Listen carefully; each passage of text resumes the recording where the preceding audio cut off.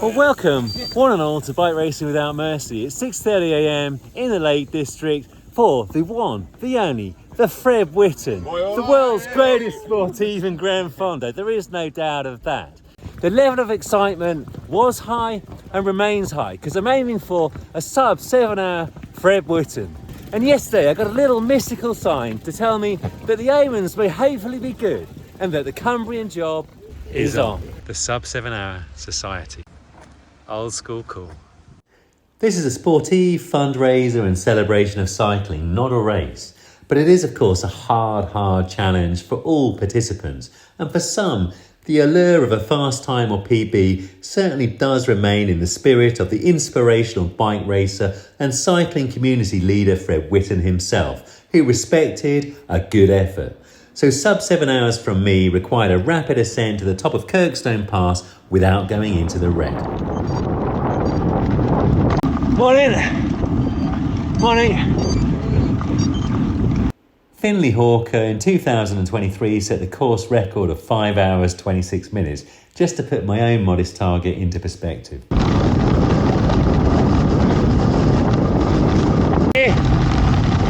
Thank you. Thank you.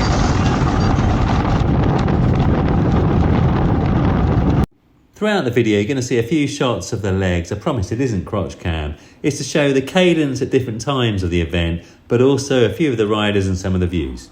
I completed Dino's training segment, a little descent, and then the top end of Kirkstone Pass in just under 30 minutes, averaging 250 watts.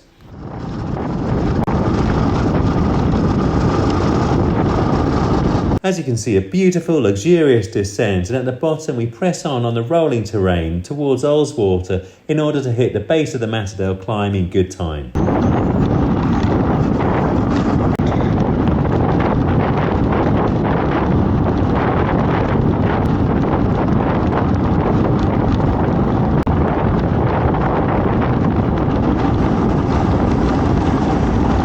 Maintaining momentum is the name of the game here, and we've only taken a lead from the base of Kirkstone. We've made good time. Top of Kirkstone to the base of Matadale, just under 20 minutes. And as you can see right now, towards the top of Matadale, we were making good time with a measured effort.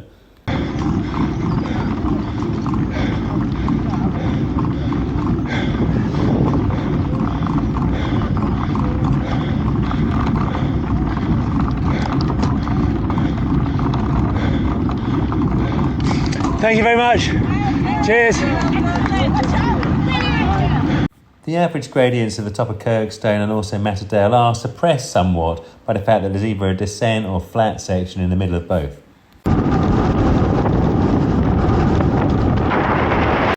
Cheers. Thank you.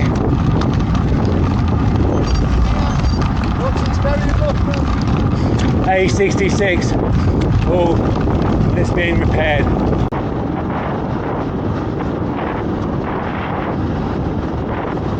Those with talent, aka the hitters, form fast groups from the start, and they maintain their discipline on the climbs in order to stay together for the rolling sections where through and off can provide material speed gains. And that's especially so here on the A66, which trends downhill at 1.5%, unless of course you hit traffic. Got past the cars. Thank you. Thank you. Once again, rolling from Keswick to the bottom of Honister, and with a little bit of help from the British Army, I was able to sustain the speed but minimise the watts. Massive respect to the British Army and our soldiers. We need them now, more than ever. And I gotta say, right now, their draft is pretty handy too.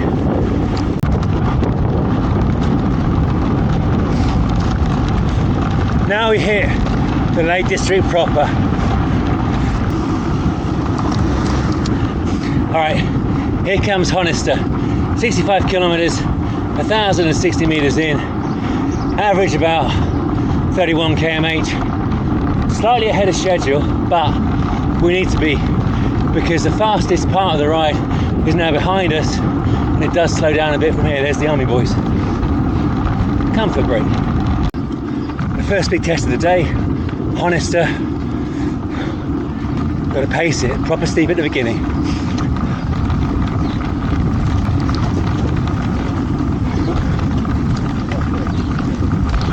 Yes. Nice easy gear. Try and peak the line.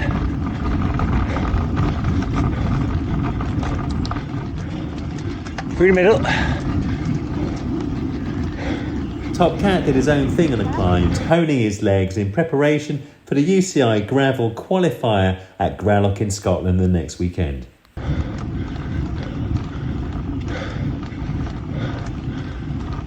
The Lake District rhythm commences.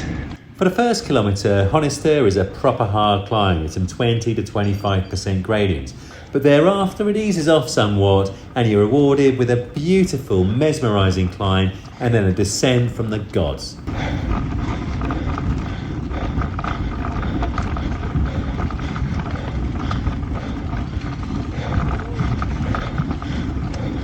On the right. On the right. For me personally, the rhythm of the Lake District entails investing more energy as the gradients rear up. Certainly above 15%, you're going to have to put down that much more power to go in a straight line. And as you're getting past 20, certainly for periods, it's up and out the saddle in order to maintain that forward velocity. Then, as the gradients come back down to a more manageable level, back into the saddle for a nice high tempo, low threshold to sustain the control.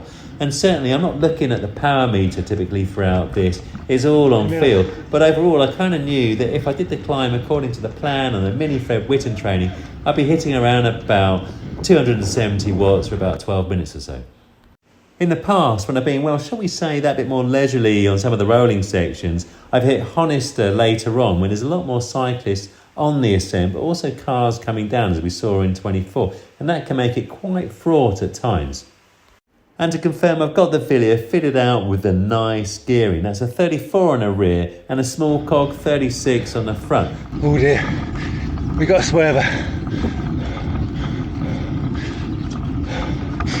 Plus also as an FYI, 30mm GP 5000 tyres for the nice performance and the good comfort. On the right.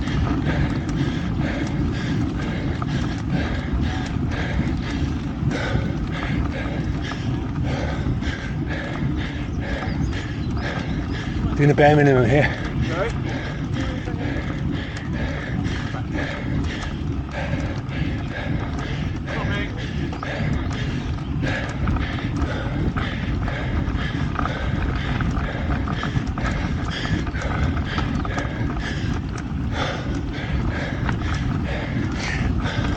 On the right.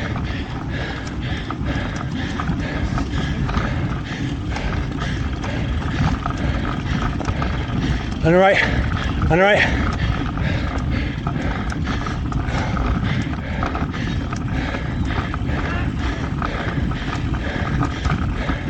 Yes, there should have been a in the middle back there. My cycling dyslexia knowing no bounds. I am actually a proper dyslexic too. It's gonna be a long day. Feeling good and therefore keeping the power down as I vector in on a final steep ramp for Honister. STC.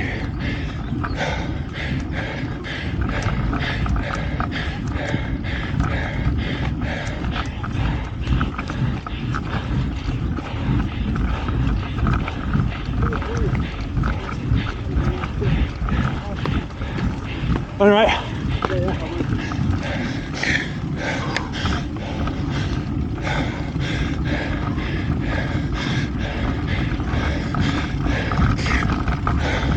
The Lake District rhythm makes 14 to 15% gradients feel, well, semi-reasonable.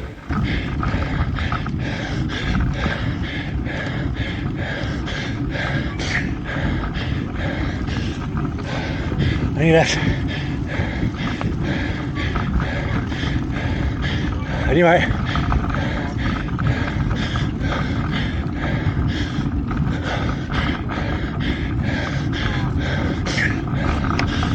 Job done and time now to enjoy Honister's land of milk and honey as I cycle lonely as a cloud. There's the procession. The Fred Whitton circus in full swing. Thank you. Ciao, ciao. Thank you.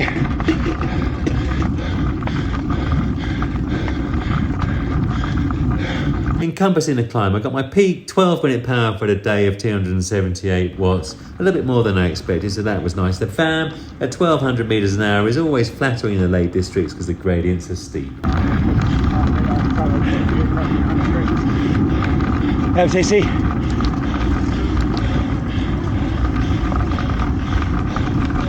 Yeah, all good. Honister is an active slate mine and also an amazing day out. Loads of stuff to do. No time for stopping a day.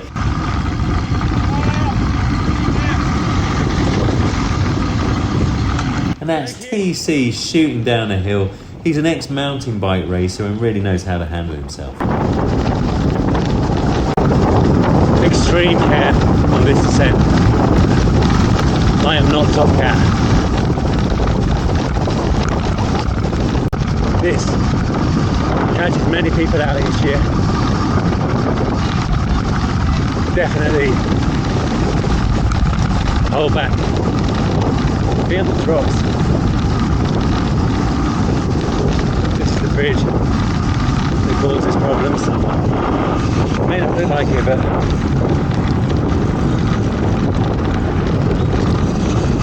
what a day.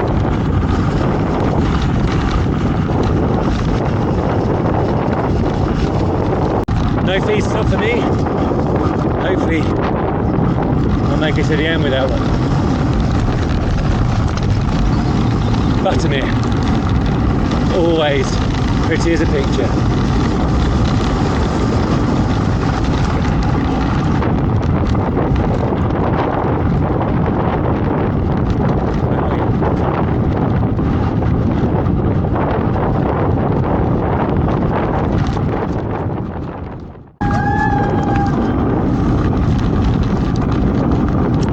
Newlands Pass, incoming.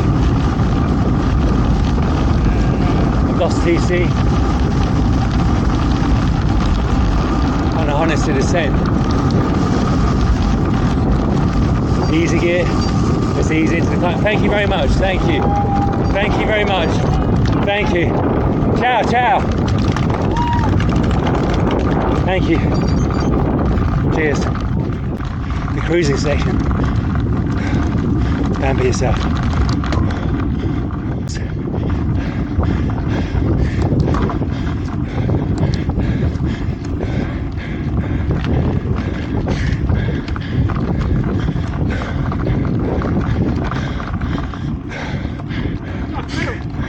How's it going? Good. Keep it going. Thank you, mate. Appreciate it. Huge thanks to everybody that said hello along the route, and apologies for not slowing for a chat. Hopefully you can see this is very important to me. Right, this is going to be tricky. Traffic jam. On the steepest bit.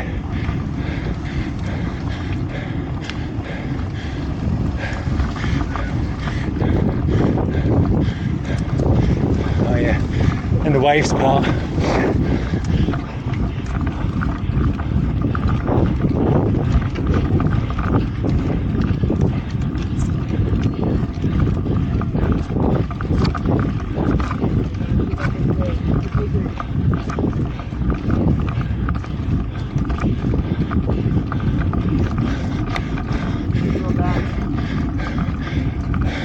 Towards the top of the climbs as the gradients slacken off, trying to keep the power down and increase the speed. Nice climb. Without looking at the power meter again, the Newlands Horse climb was dispatched in just over 10 minutes at 273 watts. Now I'm super happy with that. Ultimately the power and the time in line with that from my virtual training on the Mini Fred. TC, I'll carry him down.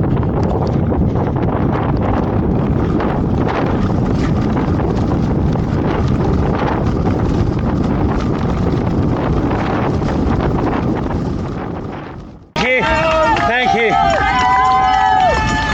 Thank you. Thank you. Thank you. Ciao, ciao. Thank you. This is the always incredible and warm welcome at the top of Windlatter. It always feels amazing to crest this climb during a Fred. I completed it in 12 minutes at about 247 watts. However, I was having difficulty with the camera. The battery was low, so I was having to ration out the filming. You'll see that from now on. And additionally, it kept malfunctioning and I was having to reset it often. After 4 hours with 113 kilometres in the legs, we have Party Corner, presided over by the high energy Team 13. You can see TC ahead. He's going to do a bottle for me. Prior to getting here, TC and I had hatched a plan for water replenishment.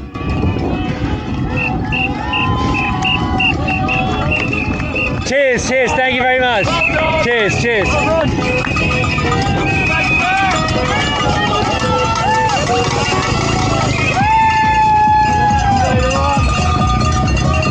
Thanks, Tony. I got that one. You got a mixer? Yeah, I've got a mixer, yeah. Give me a mix. Carry on. Yeah, will do. Thank you. Cheers, mate.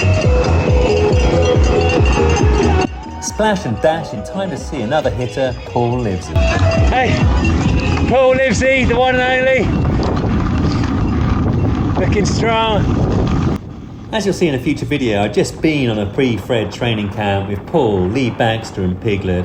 And Lee and Paul has set off sometime after me targeting sub 6. They are a different league. Strong is not the word.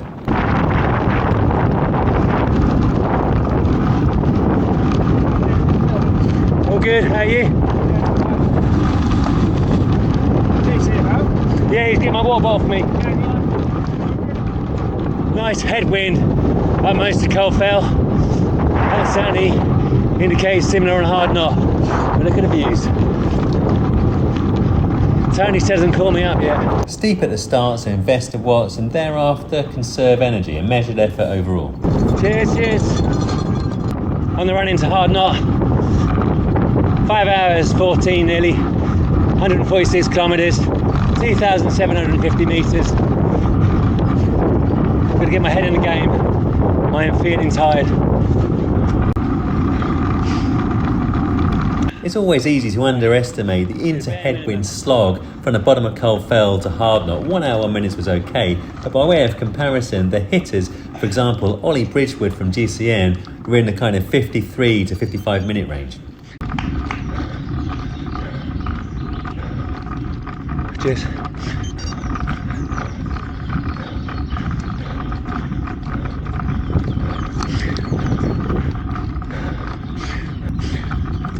Not feeling good. Indeed I wasn't, but I did remind myself that this feeling is integral to the Fred. And also 20 minutes prior, I consumed 50 grams of carbs for a striker gel and then another with 30 grams of carbs and 150 milligrams of caffeine. So all things being equal, provided I remained intelligent in terms of the delivery of the power on this, all should be okay.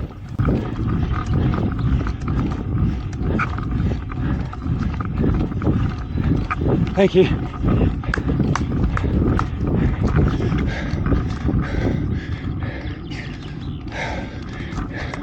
I'm backing off a fair bit on the power on a mere 15 to 17% gradients for maximum micro recovery.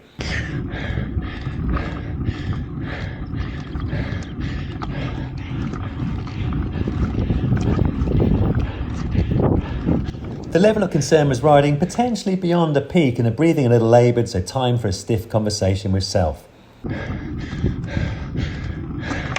Calm down. As I said at the start of the video, the conundrum for all participants in the Fred is how to conserve enough energy to have a good crack at Hard Knot with 145 kilometres in the legs. Now, the hitters, they don't mind going a little bit slower up some of the climbs in order to go faster on the flat to rolling sections, because of course, as we know from Zwift, flat is fast. Anyway, yeah, mate. Keep going. However, whilst conserving a little bit of energy on the climbs and going fast in between sounds easy enough on paper, I can report that myself, having now executed this strategy more modestly than those with talent, and notwithstanding my 100 grams per hour carb consumption, the extra energy burned by the base of Hard Knot left me feeling, well, depleted, but also a heightened sense of concern as to my ability to ascend it.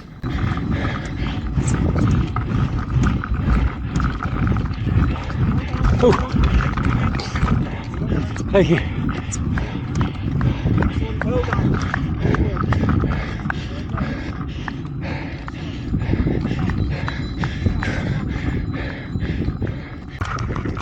All right, the business end of Hard Knot.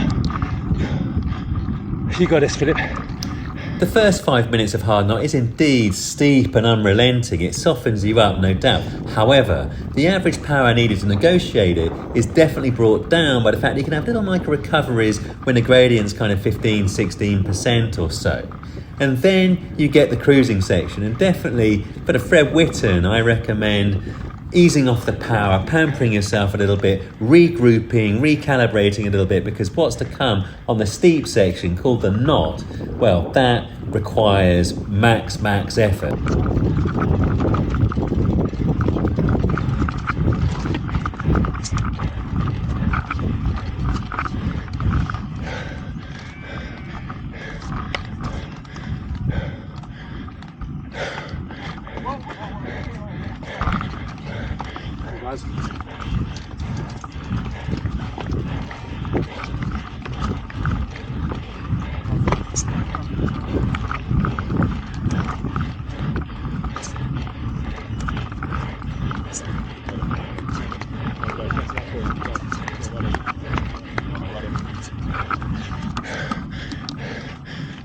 Brief respite and engage turbo pamper mode.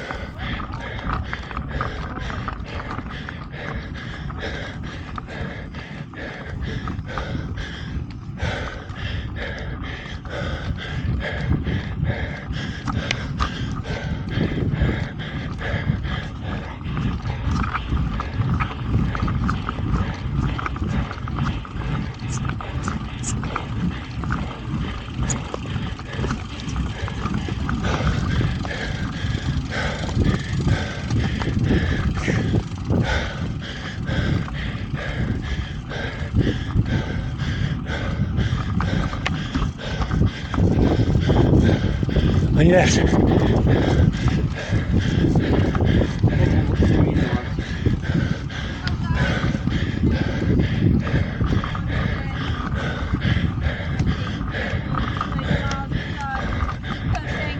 Cheers.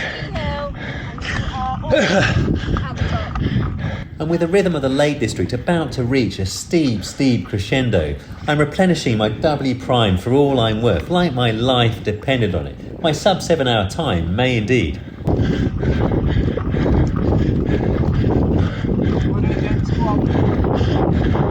On your left.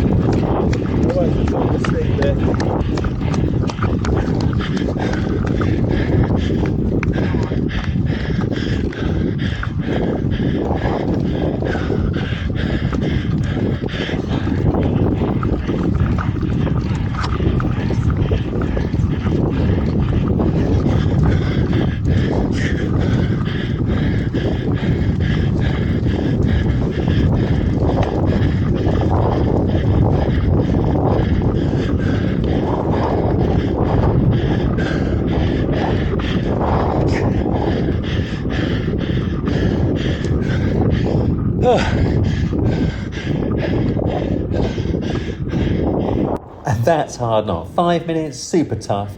5 minutes recovery at tempo, then a hard old 4 minutes in the office, all the way to I Want My Mummy. Then you're meant to put on the turbocharger and cruise to the end if you want a good comm. That wasn't the case for me today. I had to kind of ease off the power and let the heart rate recover. That was emotional. Thank you.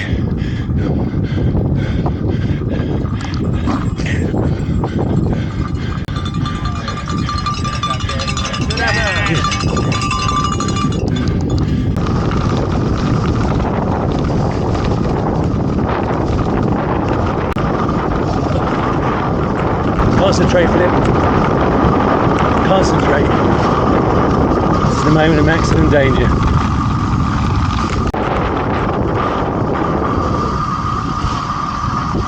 Oh man.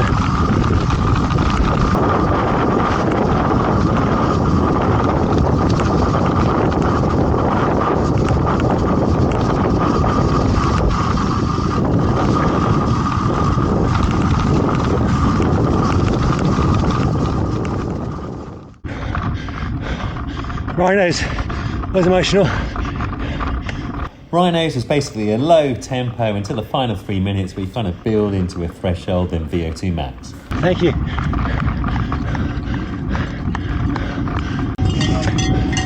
5 hours, 56 elapsed. Just over an hour to do 26 kilometres. Whilst it's only 14 kilometres and of course a lot of steep climbing into typically a headwind, you can actually ship quite a lot of time on Estelle hard knot Rhinos, especially if the wheels come off because you run out of energy. And by way of comparison, the hitters were as low as 40 to 44 minutes. Ollie Bridgewood 43 and a half. Thank you. Thank you very much. Thank you. Thank you. All right. 48 minutes to 20k. Hey up, Tony.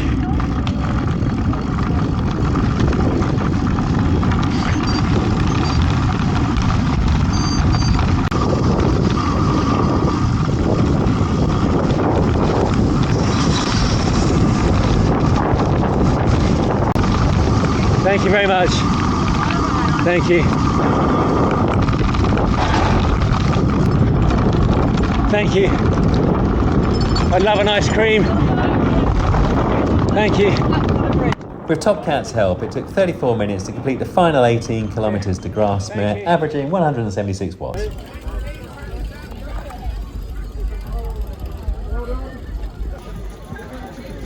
$6:48. I'm in tiny, tiny pieces. Top Cat certainly came to the aid with a bottle, a party corner, and then he dragged me from Langdale to here with a little time to spare. No medal this time, but is it a scarf? Yeah, buff. We got a buff. That's nice, I like that. Oh, the alcohol-free beer beckons. Dear me. I'm elated, absolutely elated.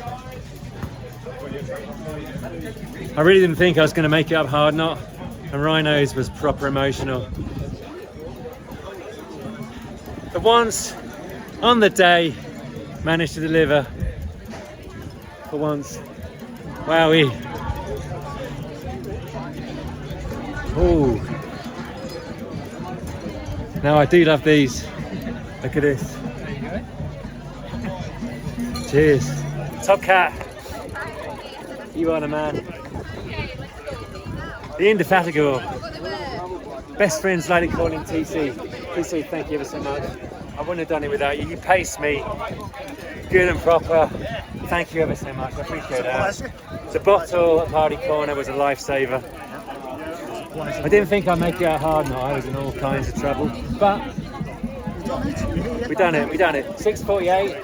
Oh, thank you ever so much, mate. I appreciate it. I'm absolutely elated. It's like a massive goal for me. I rarely deliver on the bike, but thank you. About 7:35, something like that. Yeah. Yeah, it's huge. But yeah, you dragged me through the Langdale and back down here. So we've got time to spare, and so thank you ever so much, DC. We're gonna have these. Official time, 6:49. The alcohol-free beers, I think, were well earned. I'll probably have one with a bit of alcohol. Oh, look at that. All kinds of mess. So climbers, the alcohol-free beer spoils.